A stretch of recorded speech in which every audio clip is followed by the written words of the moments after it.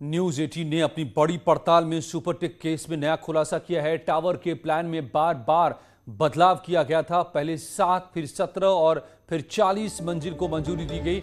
मनमाने नियमों की नींव पर टावर बनाए गए। दोनों टावर के लिए नियमों को ताक पर रखा गया। नियमों में 3 बार संशोधन किया गया। पहला संशोधन 29 सितंबर 2006 में हुआ, जिसके बाद 26 नवंबर 2009 में नियमों में दूसरा बदलाव किया गया और इसके बाद नियमों में तीसरा संशोधन 2 मार्च 2012 को हुआ।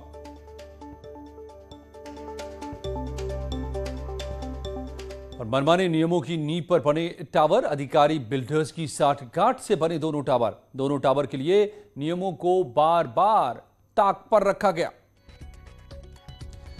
दोनों टावर के लिए नियमों में 3 बार संशोधन हुआ। पहला संशोधन 29 सितंबर 2006 में हुआ था। दूसरा संशोधन 26 नवंबर 2009 में हुआ। तीसरा संशोधन 2 मार्च 2012 को हुआ। नियम में पहला संशोधन 29 सितंबर 2006 को हुआ था। अथॉरिटी ने एमरल्ड प्रोजेक्ट में पहला संशोधन किया। 2 और अतिरिक्त मंजिल निर्माण का नक्शा पास किया। पहले ग्राउंड प्लस 9 मंजिल बिल्डिंग का नक्शा बाद में ग्राउंड प्लस 11 मंजिल का नक्शा हो गया था। नियम में दूसरा संशोधन 26 नवंबर 2009 को किया गया। टावर नंबर 16 और 17 का नक्शा पास करवाया गया। 24 मंजिला निर्माण का नक्शा पास हुआ। दोनों टावर की ऊंचाई 73 मीटर तय कर दी गई। नियम में तीसरा संशोधन 2 मार्च 2012 को किया गया। टावर नंबर 16-17 के लिए FAR और बढ़ाया गया। अथॉरिटी ने भूतल और 40 मंजिल तक की मंजूरी दी गई। दोनों टावर की ऊंचाई 121 मीटर तय की गई।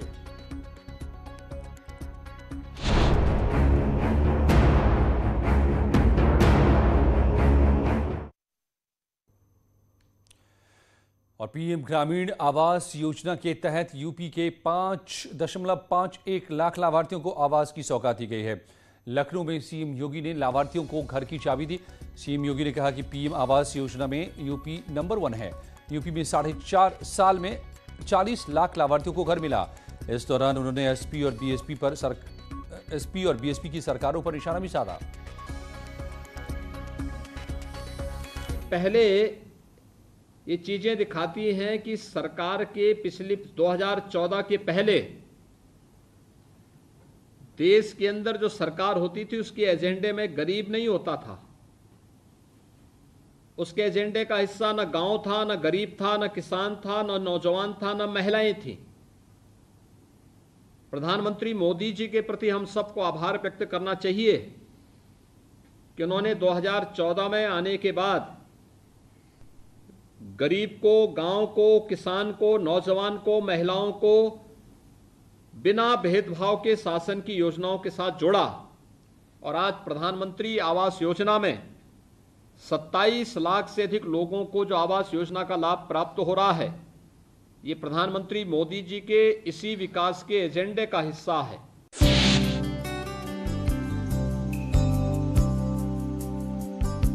सीएम योगी आदित्यनाथ पूर्व सीएम कल्याण सिंह के त्रयोदशी संस्कार में अलीगढ़ पहुंचे और श्रद्धांजलि दी। योगी ने कहा कि कल्याण सिंह राम मंदिर संघर्ष के महान योद्धा थे और वो हमेशा राम मंदिर के लिए समर्पित रहे। 13वीं भोज में सीएम योगी के अलावा राज्य और केंद्र के कई मंत्री भी हिस्सा लेने पहुंचे।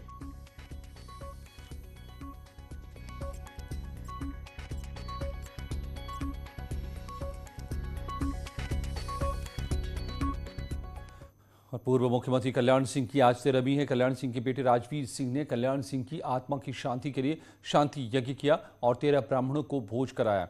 13वीं का भोज अलीगढ़ के अतरौली कस्बे में है, जो कल्याण सिंह का पैतृक गांव है।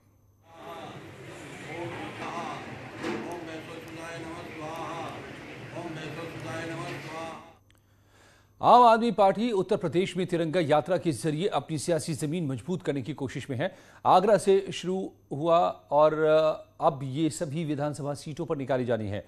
दिल्ली के डिप्टी सीएम मनीष सिसोदिया और यूपी के प्रभारी संजय सिंह ने साफ किया कि सभी 403 सीटों पर चुनाव लड़ा जाएगा। दोनों नेताओं ने बीजेपी सरकार पर कई आरोप भी लगाए।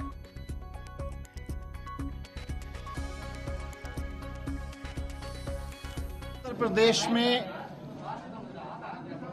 आम आदमी पार्टी की तिरंगा यात्रा चल रही है। इसका पहला चरण आगरा में था, आज हम नोएडा में हैं। 14 तारीख को अयोध्या में रहेंगे और इसके बाद फिर सभी 403 विधानसभाओं में ये तिरंगा संकल्प यात्रा निकाली जाएगी। मैं पूछना चाहता हूं, क्या उत्तर प्रदेश में ब्रिटिश हुकूमत चल रही है? क्या आजादी के 75वीं वर्षगांठ पर हम तिरंगा लेकर सड़कों पर नहीं उतर सकते?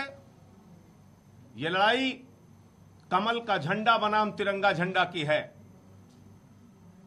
कमल का झंडा बड़ा है या तिरंगा झंडा?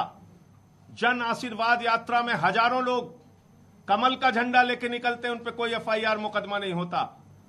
तिरंगा झंडा अगर मनीष सिसोदिया लेके निकलते हैं, हम लोग निकलते हैं, तो हमारे ऊपर मुकदमा हो जा रहा है। कांग्रेस नेता राहुल गांधी ने आज फिर महंगाई को लेकर केंद्र सरकार पर निशाना साधा। राहुल गांधी ने पूछा कि सरकार बताए कि आखिर वो 23 लाख करोड़ रुपए कहां हैं जिसे 2014 के बाद से केंद्र सरकार ने पेट्रोल, डीजल और गैस की कीमतों से कमाया है।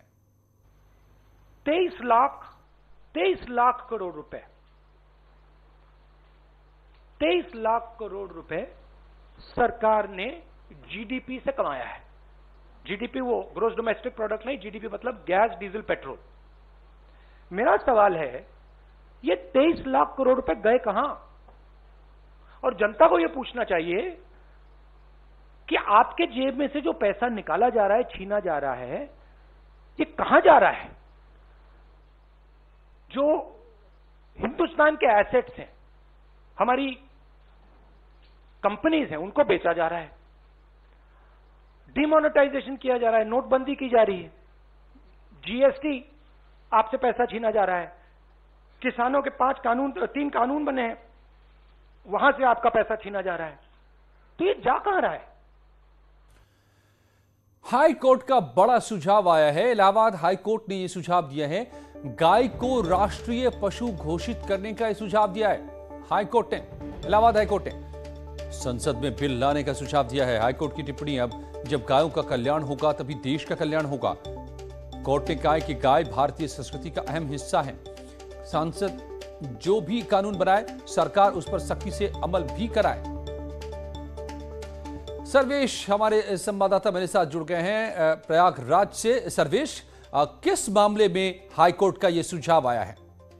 देखिए, काउ स्लॉटर एक्ट के तहत जावेद नाम का एक शख्स गिरफ्तार था, जिसकी जमानत अर्जी पर जस्टिस शेखर यादव की सिंगल बेंच सुनवाई कर रही थी और कोर्ट ने इसमें खास तौर पर टिप्पणी करते हुए कहा है कि देश में गायों की हालत खराब है और इसको लेकर कोर्ट ने टिप्पणी करते हुए कहा है गायों को राष्ट्रीय पशु घोषित कर दिया जाना चाहिए और केंद्र सरकार को सुझाव दिया है कि संसद में बिल लाकर गायों को राष्ट्रीय पशु जो है घोषित किया जाए। इसके साथ साथ कोर्ट ने अपनी टिप्पणी में कहा है कि जब गायों का कल्याण होगा तभी देश का कल्याण होगा। कोर्ट ने कहा है कि हिंदुओं के लिए ही गाय पूजनीय नहीं है, बल्कि ये भारतीय संस्कृति का अहम हिस्सा है, ये सभी के लिए पूजनीय है। कोर्ट ने अपने ऑब्जर्वेशन में कहा है कि 5 ऐसे मुस्लिम शासक भी हुए हैं, उनके नाम भी गिनाए हैं कोर्ट ने, जिन्होंने स्लॉटर को बैन किया था पूरी तरह से। तो इसलिए जो है गायों की सुरक्षा की जिम्मेदारी सबको करना चाहिए। कोर्ट ने टिप्पणी की है गायों को सिर्फ धार्मिक नजरिए से नहीं देखना चाहिए, बल्कि हर देशवासी का फर्ज है कि वो गायों की सुरक्षा और उसका सम्मान करे। तो इस तरह से जो काउ स्लॉटर एक्ट के तहत गिरफ्तार जावेद था, उसकी जमानत अर्जी को कोर्ट ने खारिज करते हुए ये अहम फैसला सुनाया है। और सबसे बड़ी बात है कि गायों को राष्ट्रीय पशु घोषित करने का सुझाव केंद्र सरकार को कोर्ट ने दिया है। जी धन्यवाद आपका सर्वेश, पूरी जानकारी के। तो हाईकोर्ट, इलाहाबाद हाईकोर्ट का बड़ा ये निर्देश कि गाय को घोषित किया जाए राष्ट्रीय पशु। संसद में बिल लाने का सुझाव दिया है हाईकोर्ट ने। बताया है कि इसके लिए कानून बनाए केंद्र की सरकार और उस कानून को अमल में भी लाए, जमीन पर भी उतारे। अब देखना यह होगा कि केंद्र की सरकार इस सुझाव को कब तक अमल में लाती है, लेकिन क्या यूपी की सरकार गाय को राजकीय पशु घोषित करने के लिए कदम बढ़ाती है? सर्वेश, क्या ये आज के इस निर्देश में, सुझाव में हाईकोर्ट ने केंद्र सरकार को यह सलाह दी है, क्या यूपी की सरकार भी अपने दम पर कदम बढ़ा सकते हैं? क्या इस तरह से कोई जानकार अभी बता पा रहे हैं इस निर्देश के बारे में?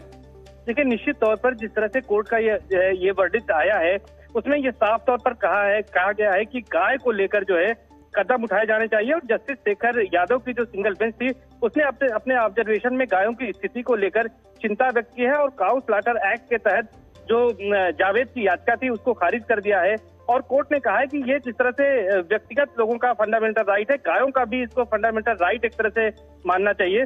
और कोर्ट ने, जैसा मैंने अभी आपको बताया, कि कोर्ट ने सबसे बड़ी बात ये कहा है कि ये सिर्फ हिंदुओं के लिए इम्पोर्टेंट गाय नहीं है, बल्कि मुस्लिम्स के लिए भी इम्पोर्टेंट है, क्योंकि हमारे कल्चर का हिस्सा है। और कहा है कि जो तमाम रीजन है, 5 मुस्लिम जो शासक रहे हैं, बाबर, हुमायूं, अकबर ने जो है निश्चित तौर पर कोर्ट ने कहा है कि इन्होंने जो है स्लाटर को जो है पूरी तरह से प्रतिबंधित किया था। तो इस तरह से बात कोर्ट ने इसमें जो है जिक्र किया है कि उन्होंने इसको बैन किया था रिलीजियस अपने फेस्टिवल में। तो नवाब मैसूर और इस नवाब मैसूर हैदर अली ने भी जो है इसको स्लाटर को, गायों के जो है वो हत्या को, स्लाटर को पनिशेबल ऑफेंस माना था। बिल्कुल सर्वेश, तो मेरे साथ जुड़ गए हैं राजू दास जी, महंत हैं हनुमानगढ़ी के। राजू दास जी, हाई कोर्ट का एक बड़ा सुझाव सरकार को, राष्ट्रीय पशु घोषित किया जाए गाय को। नहीं, देखिए अजय जी, मैं आपको बहुत बहुत साधुवाद दूंगा, धन्यवाद दूंगा कि जिस प्रकार से हाई कोर्ट ने कहा है कि गाय, गौ माता को राष्ट्रीय पशु घोषित किया जाए, तो यह हाई कोर्ट को साधुवाद है, धन्यवाद है। क्योंकि हम लोग शुरू से ही मांग कर, जो अपनी सनातन संस्कृति है, जो पद्धति है, गौ हमारी माँ है, मातृ शक्ति के नाम पर हम पूजा करते हैं। और गौ ने तो क्या नहीं दिया हमारे समाज को, संसार को, उसके बावजूद भी इस प्रकार के उसके साथ में कष्टकारी, पीड़ादायी उसको झेलना पड़ता है। लेकिन मैं साधुवाद दूंगा उत्तर प्रदेश के यशस्वी मुख्यमंत्री योगी जी महाराज को, जिन्होंने लगातार अथक प्रयास किया उसको संरक्षण, संवर्धन और बचाने के लिए। तो मैं कोर्ट को साधुवाद देता हूं और सरकार को इस पे तुरंत निर्णय लेकर और इस पर काम करना चाहिए। तो जो अब तक आपने जैसा जिक्र किया यूपी की सरकार कर रही थी गायों को बचाने के लिए, उनके संरक्षण के लिए, अब हाई कोर्ट ने खुद कह दिया है कि गाय की हालत अच्छी नहीं है, राष्ट्रीय पशु घोषित किया जाए, और चाहे वो हिंदू हो या मुसलमान, सबके लिए गाय अहम है। आप क्या मांग करेंगे सरकारों से, क्या कदम अब उठाए सरकार? मैं सरकार से माननीय देश के यशस्वी प्रधानमंत्री मोदी जी को और गृह मंत्री अमित शाह जी को और उत्तर प्रदेश के यशस्वी मुख्यमंत्री योगी जी महाराज से, तीनों से करबद्ध प्रार्थना और अपील करूंगा कि जिस प्रकार से सनातन धर्म, संस्कृति, रक्षा, सुरक्षा, क्योंकि यह हृदय स्थल है गौ हमारी देश के लिए, और कृषि प्रधान देश है, और कृषि प्रधान देश में जिस प्रकार से गौ माता के साथ अभद्र व्यवहार, काटना, मारना, पीटना, दूध लेने के बाद उसको छोड़ देना रोड पर मरने कटने के लिए, तो तुरंत तत्कालिक मैं मांग करता हूँ कि इसको राष्ट्रीय जो है पशु घोषित किया जाए। बिल्कुल, राजू दास जी, महंत हनुमानगढ़ी, जो बता रहे हैं कि हाई कोर्ट के जो सुझाव हैं उसको अमल में लाए सरकार, देश की सरकार, यूपी की सरकार। हालांकि उत्तर प्रदेश में इस सरकार के दौरान पिछले दिनों में गायों की सुरक्षा को लेकर के कई कदम उठाए गए हैं, लेकिन अब हाईकोर्ट का सुझाव है कि इसके राष्ट्रीय पशु घोषित किया जाए, ताकि इसकी पूरी अच्छी तरीके से देखभाल हो और संवर्धन हो, संरक्षण हो गायों का। राजू दास जी, लेकिन कई शिकायतें ऐसी भी आती रहती है, जैसे यूपी में स्लॉटर बैन है, गायों के लिए सरकार योजनाएं भी चला रही हैं, फिर भी कई जगहों पर गायों की हालत अच्छी नहीं देखी जा रही है, उसको लेकर क्या कहेंगे? नहीं, देखिए, लगातार मैं पुनः फिर कहूंगा मुख्यमंत्री जी को साधुवाद कि जब से हम लोग लगातार अथक प्रयास किया, तमाम ट्रकों से गाय करना, उसको गौशाले में रखना, सुरक्षित करना, हम लोग गाँवों से भूसा मांगकर, भोजन मांगकर एकत्रित करके गौ को सेवा और खिलाना, तो लगातार हम लोगों ने प्रयास किया। लेकिन साधुवाद है, महाराज जी ने हम लोगों की बात को सुना, सुनने के बाद इसको योजना रचना में लाने के लिए अथक महाराज जी ने प्रयास किया। हाँ, ठीक है, मैं मानता हूँ इस चीज को कि हाँ, अभी माली हालत ठीक नहीं है गौओं को, क्योंकि देखिए लगातार उत्तर प्रदेश में जिस प्रकार से गौशाला पर काम चल रहा है और गौशाला को सरकार एक्टिव भी कर रही है और तमाम गौशाला सरकार ने बनाई भी है, और लेकिन थोड़ा सा मैं अधिकारी को आपके चैनल के माध्यम से निवेदन करना चाहूंगा कि गौशाला के ऊपर सरकार ध्यान नहीं दे रही है, लेकिन अब लगातार सरकार काम कर रही है और लगातार कोशिश में है। महंत नरेंद्र गिरी जी भी जुड़ गए हैं मेरे साथ। नरेंद्र गिरी जी, क्या कहेंगे हाईकोर्ट के इस सुझाव को लेकर? हेलो जी, राष्ट्रीय पशु घोषित करने का सुझाव हाईकोर्ट ने दिया गाय को। बहुत सुंदर, माननीय उच्च न्यायालय का निर्णय स्वागत योग्य है, लेकिन राष्ट्र पशु नहीं, राष्ट्र माता हमारी पशु, गाय हमारी पशु थोड़ी छड़ी में आती है, तो माता छड़ी में आती है। इसलिए राष्ट्रीय हमारी जो माँ है वो, इसलिए ठीक है। अब माननीय उच्च न्यायालय का बिल्कुल आदेश का हम समर्थन करते हैं, यह पहले हो जाना चाहिए। और देखिए उत्तर प्रदेश में तो राष्ट्र के लिए, मतलब गाँवों के लिए इतनी बड़ी व्यवस्था, हर गांव में गौशाला के लिए व्यवस्था की गई है, चारे की व्यवस्था की गई है, और हर जगह होना भी चाहिए। ये आदेश तो मुझे लगता है कि स्वागत योग्य है, इसमें कोई दो राय नहीं, होना चाहिए। गाय हमारी माता है और गाय का आज से नहीं, अनादिकाल से। तो आप कह रहे हैं कि राष्ट्र माता का दर्जा दिया जाए गायों को? बिल्कुल बिल्कुल, पशु नहीं, पशु नहीं है, पशु नहीं, पशु नहीं है। आज आपको लगता है कि गायों की हालत ठीक है, इसकी जरूरत? देखिए गायों की हालत जितना होना चाहिए उतना ठीक नहीं है। इसलिए ठीक नहीं है कि जगह जगह गौशालाएं तो बनाई गई हैं, लेकिन गौशाला के नाम पे कुछ लूट खसोट भी हो रही है, उससे जांच होना जरूरी, अति आवश्यक है। और गायों की सेवा करने का हर सनातनियों का अपना धर्म है। सारा कार्य सरकार करेगी तो हम आप क्या करेंगे, इसलिए सारा दायित्व। महंत नरेंद्र गिरी जी बता रहे हैं कि गायों की सेवा सिर्फ सरकार नहीं, आम जनों का भी कर्तव्य है। ये हाई कोर्ट ने, इलाहाबाद हाई कोर्ट ने बड़ा सुझाव दिया है। बड़ी खबर इस वक्त की हम आपको बता रहे हैं कि संसद में बिल लाए सरकार, कानून बनाए और गाय को राष्ट्रीय पशु घोषित करे। हालांकि आचार्य नरेंद्र गिरी कह रहे हैं, अखाड़ा परिषद के अध्यक्ष, राष्ट्रीय पशु नहीं बल्कि राष्ट्रीय माता घोषित किया जाए गाय को। लौटते हैं कुछ ही पलों में।